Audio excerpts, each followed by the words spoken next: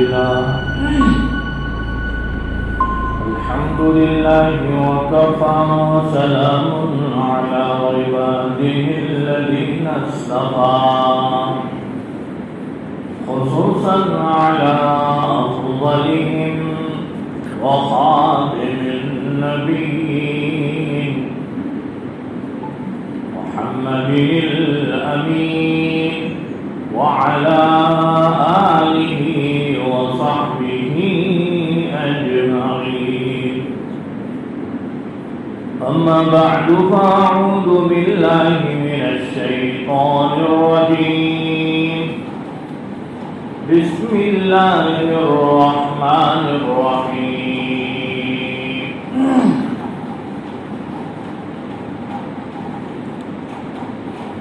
حميم والكتاب المبين إنا أنزلناه في ليلة مباركة إنا كنا منذرين. صدق الله المولانا العظيم.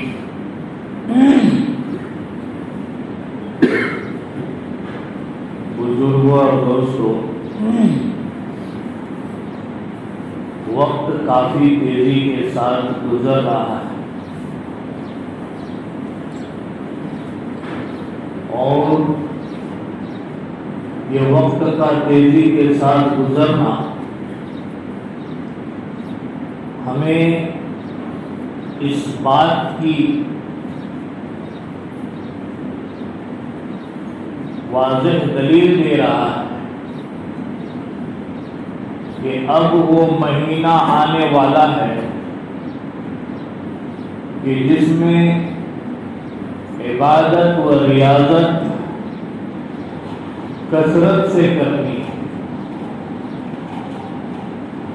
اور اس سے پہلے اس مبارک مہینے کے آنے سے پہلے بندے کو کثرت عبادت کا پابند بنانے کے لیے اللہ سبحانہ و تعالی نے یہ 2 مہینے مقدم رکھے.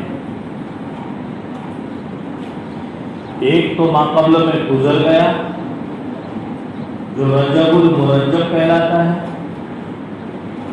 وہ گزر گیا. اب آئندہ سال آئے گا، جب آئے گا تب تک کتنے حیات رہیں گے اور کتنے ممات ہو جائیں گے.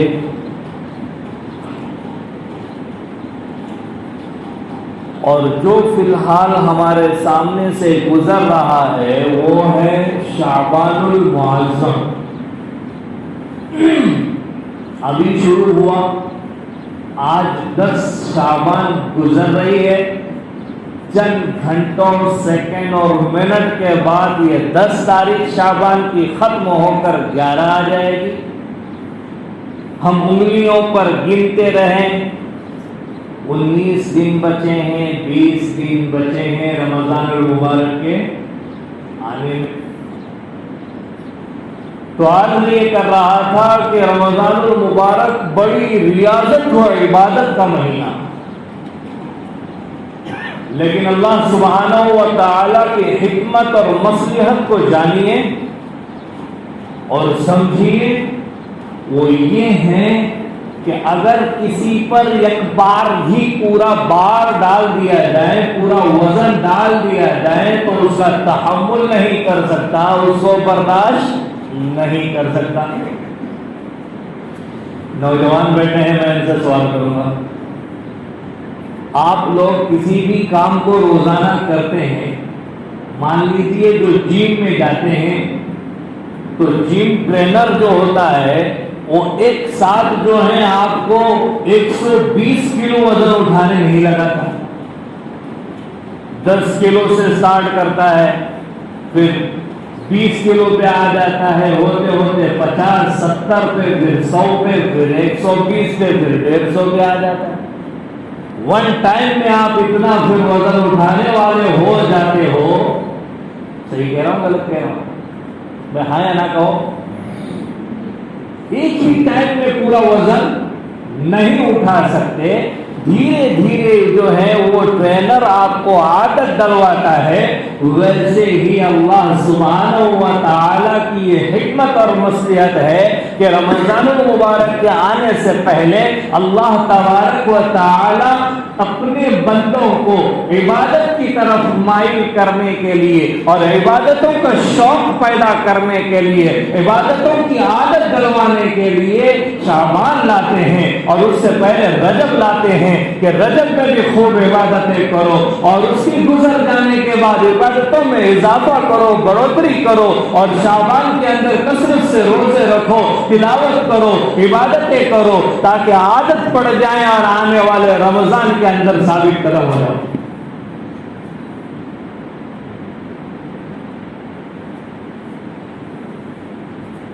حضرت عائشہ رضی اللہ تعالیٰ عنہ فرماتی ہے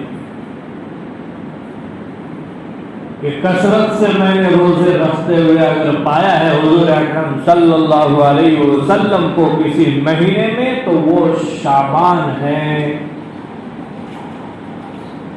رمضان کیا دعویٰ. حضور پاک علیہ الصلوۃ والسلام شعبان کے آنے کے بعد کثرت سے جو ہے روزے رکھنا شروع کر دیتے تھے.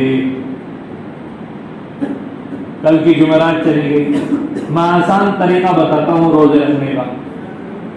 اگر کسی میں استطاعت ہے تو ہفتے بھر میں 2 روزے رکھیں, جس کو نبی کریم صلی اللہ علیہ وسلم ہمیشہ رکھتے تھے, پیر کا اور جمعرات کا.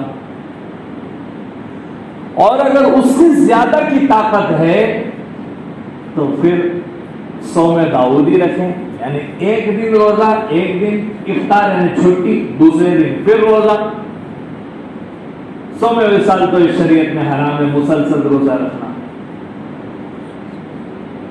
اس لیے کہ بدن کا بھی حق ہے, جسم کا حق ہے, ہر چیز کا حق ہے, وہ حق ادا ہونا چاہیے.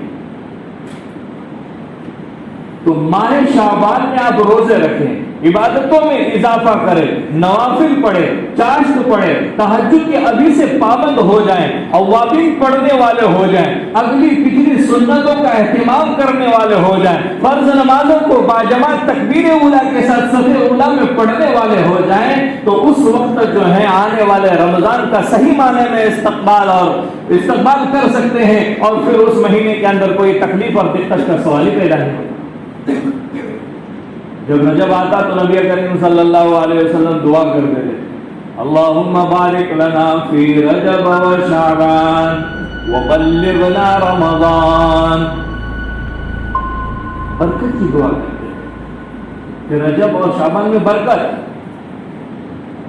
اور کس چیز میں برکت مانگتے ہیں؟ مال و متاع میں, سرمایہ میں, وہ تو ہو ہی جائے گی انشاءاللہ.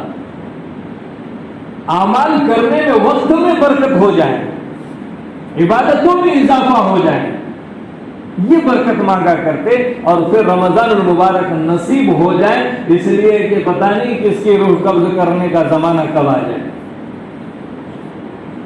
تو عزیزو یہ مقدس مہینہ آنے والا ہے, اور اس سے پہلے اللہ سبحانہ و تعالیٰ نے ہمیں شعبان عطا کیا ہے, اور اس شعبان کے اندر بھی عبادتوں کی عادت ڈالنے کے لیے, بلکہ راتوں میں جاگنے کے لیے اور دن بھر کا روزہ رکھنے کی عادت ڈالنے کے لیے ایک روزہ سنت نبوی قرار دیا ہے, وہ ہے 15 شعبان کا روزہ.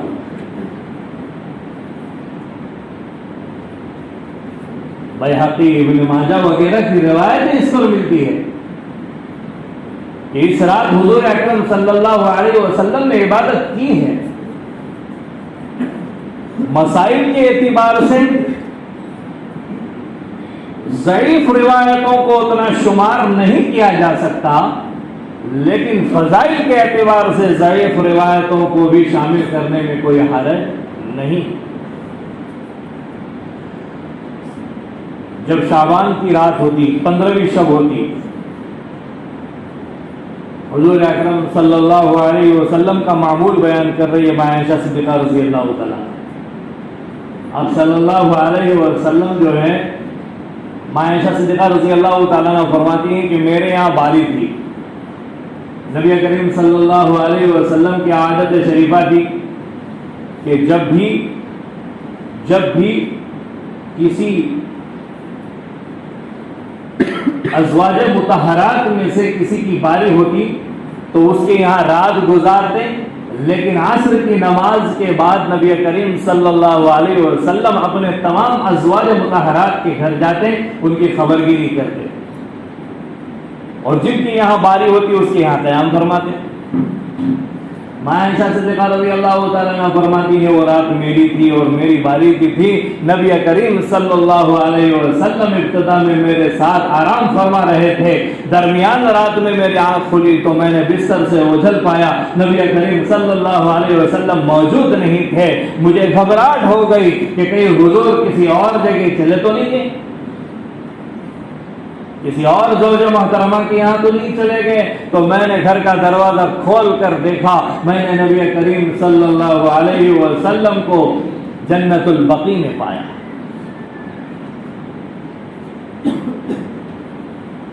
بقیع غرقد اصل نام ہے، ہم نے آپ نے اس کا نام جنت البقیع بنا دیا، ابھی اس پر بات کرنے کا موقع نہیں ہے، بندے کو ابھی وہاں حاضری کا موقع ہوا تھا کچھ مہینے پہلے۔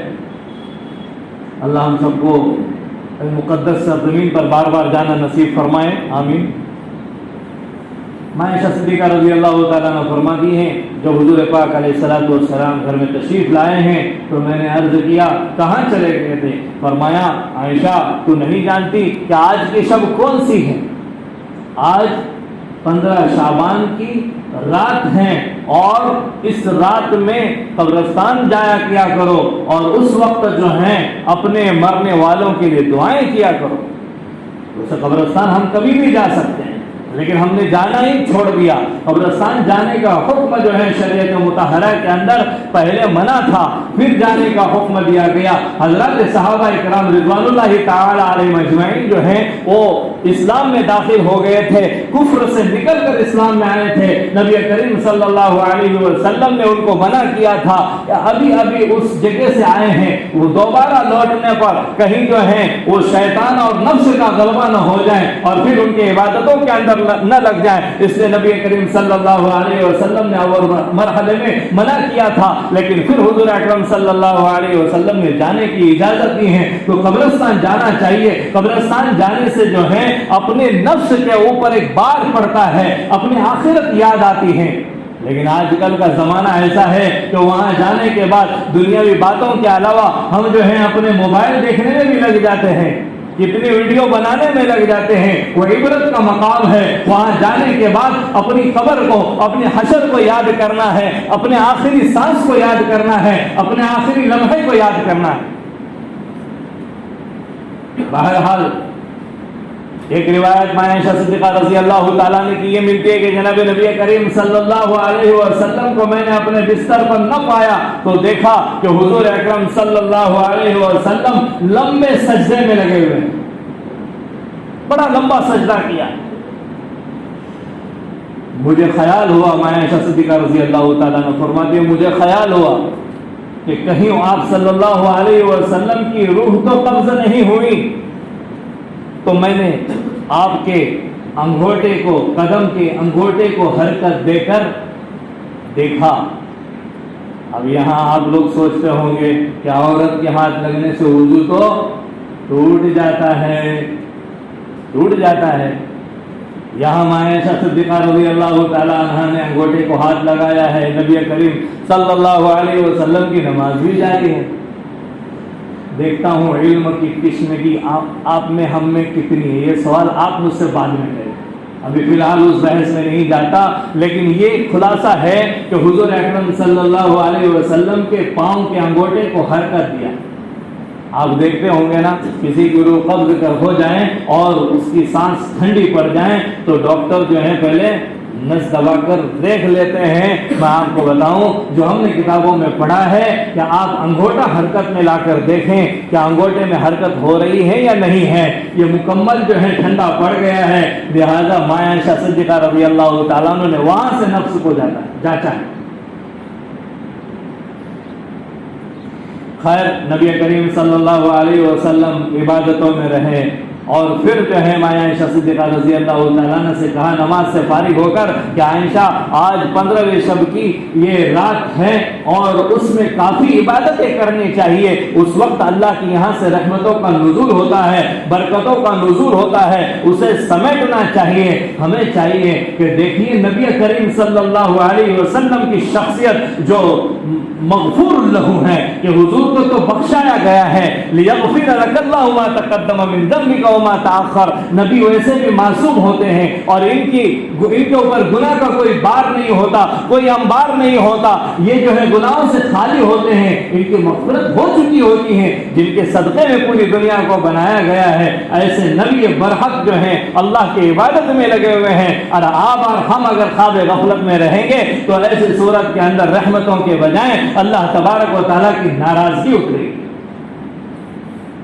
اس رات دعاؤں کا خاص اہتمام کیجیے. دعا کرنے والے کو اللہ پسند فرماتے ہیں, دعا کرنے والے کو اللہ قبول فرماتے ہیں. دعا کرنے والا اللہ کا قرب حاصل کرتا ہے. جب بندہ سجدے میں ہوتا ہے تو اللہ کے قریب ہوتا ہے, جب بندہ دعا میں ہوتا ہے تو اللہ کے قریب ہوتا ہے.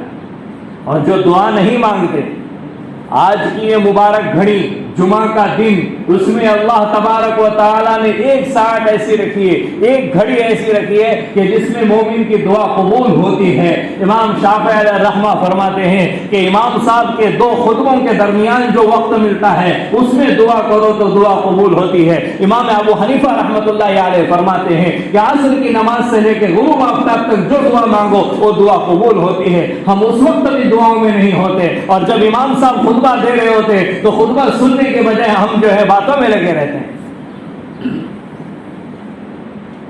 عزیزو, دعاؤں سے اللہ تبارک و تعالیٰ کا قرب حاصل ہوتا ہے. دعا کے بہت سارے فضائل ہیں, بس اتنی بات سمجھنی چاہیے. اللہ تبارک و تعالیٰ خود کہتے ہیں کہ میرے نبی اذا سألک عبادی عنی فإنی قریب, جب آپ سے میرے بندے پوچھے کہاں ہے پالنہار, کہاں ہے پروردگار, کہاں ہے رب تعالی, کہاں ہے سمیع بصیر, کہاں ہے حاکم الحاکمین, تو اس وقت کہیے قریب ہے, قریب ہے. تم دعا آہستہ کرو پھر بھی سنتا ہے, تم دعا زور سے کرو پھر بھی سنتا ہے, تم دعا دل میں کرو پھر بھی سنتا ہے.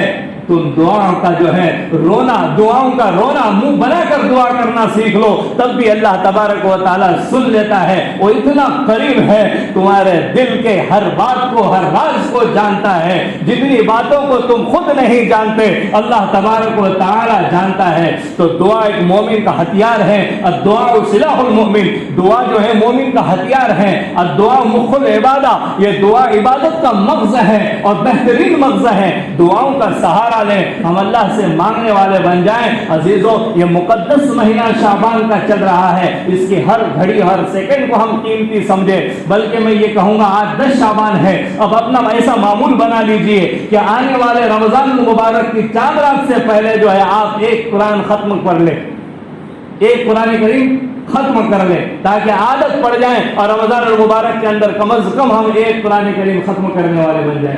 آپ معمولات کی پابندی بنا لیجئے کہ جب تک ہم اللہ کا ذکر نہیں کریں گے سوئیں گے نہیں, جب تک ہم اوابین نہیں پڑھیں گے سوئیں گے نہیں, جب تک ہم چاش نہیں پڑھیں گے کچھ کھائیں گے نہیں, جب تک صبح سورج نکلنے کے بعد اشراق نہیں پڑھیں گے ہم چائے کے کپ کو اور گلاس کو, پانی کے گلاس کو ہاتھ نہیں لگائیں گے. کچھ ایسا من میں ٹھان لیجئے کہ آپ کی ادائیں اللہ تبارک و تعالیٰ کو پسند آ جائیں اور اللہ کو ہم پر رحم آ جائے. اللہ ہمیں عمل کی توفیق عطا فرمائے. وآخر دعوانا الحمدللہ رب العالمین.